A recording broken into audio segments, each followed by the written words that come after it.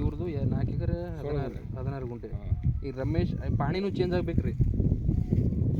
ಅಲ್ಲಿ ಪಾಣಿ ಪ್ರಕಾರ ಆಗ್ಬೇಕಲ್ರಿ. ಈಗ ಪಾಣಿ ಪ್ರಕಾರ ಇದು ಹಿಸ್ಸಾ ರದ್ದಾಗಿ ಪಾಣಿ ಪ್ರಕಾರ ಹೊಸ ಹಿಸ್ಸಾ ಆಗ್ಬೇಕು. ಹೊಸ ಹಿಸ್ಸಾ ಆಗ್ಬೇಕು. ರೀ ಪಾಣಿ ಪ್ರಕಾರ ಆಗ್ಬೇಕು ರೀ. ಅವ್ರ ಏಟದ ಒಟ್ಟು ಇರ್ಲಕ್ಕ ರೀ 5 ಎಕರೆ 15 ಗುಂಟೆ ರೀ. ಈಗ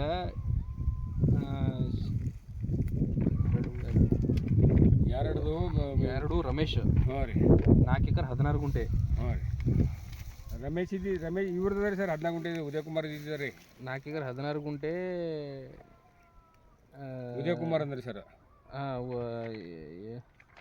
4 ಎಕರೆ 16 ಗುಂಟೆ ಯಾರ್ದು ರೀ?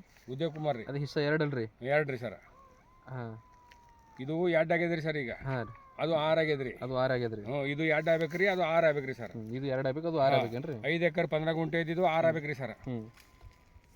ಈಗ ಇದು 2 ಎಷ್ಟು ಆಗ್ಬೇಕು? ಎಷ್ಟು ಎಕರೆ ಆಗ್ಬೇಕ್ರಿ ಇದು? 4 ಎಕರೆ 16 ಗುಂಟೆ ಆಗ್ಬೇಕು ನೋಡಿರಿ ಸರ್. ಇದು 4 ಎಕರೆ 16 ಗುಂಟೆ. 4 ಎಕರೆ 16 ಗುಂಟೆ.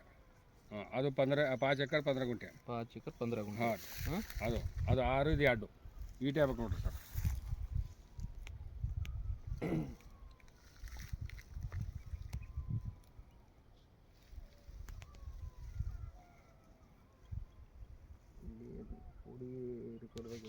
ಎರಡು ಎಷ್ಟು ಅದ? 4 16 ಅದ ರೀ. ಇದು 4 16 ಅದ ರೀ. ಕೋಡಿ ರೆಕಾರ್ಡ್ 4 16 ಅದ ರೀ. ಅದು ಬದಲಿ ಆಗಿದ್ರಿ ಸರ್. ಅದು ಇದು ಎಷ್ಟದ? 5 15. ಇದು 5 15 ಅದ ರೀ. ಇದು 6 ನಂಬರ್ ಅದಲ್ಲ ಸರ್. ಇದು 6 ಅದ ರೀ. 6 ಆ ಕಡೆ ಹೋಗ್ಬೇಕ್ರಿ ಸರ್. 6 ಹೋದ್ರೆ ಅದು ಓಟೆ ಆಗ್ತದೆ ಸರ್. ಅಲ್ಲಿ 5 15 ಆಗ್ತದೆ ಇದು. ಇದು ಯಾರ್ದ ರೀ ಪೊಸಿಷನ್ದಾಗ? ಇದು ಉದಯ್ ಕುಮಾರ್ ಸರ್. ಉದಯ್ ಕುಮಾರ್ ಅನಿ ಸಂಜಯ್ ಕುಮಾರ್ ಸರ್, ಇಬ್ಬರದು. ಇದು ಉದಯ್ ಕುಮಾರ್ ತಂದೆ ಸುರೇಶ. ಏನು ಮಾಡಿದ್ರಿ?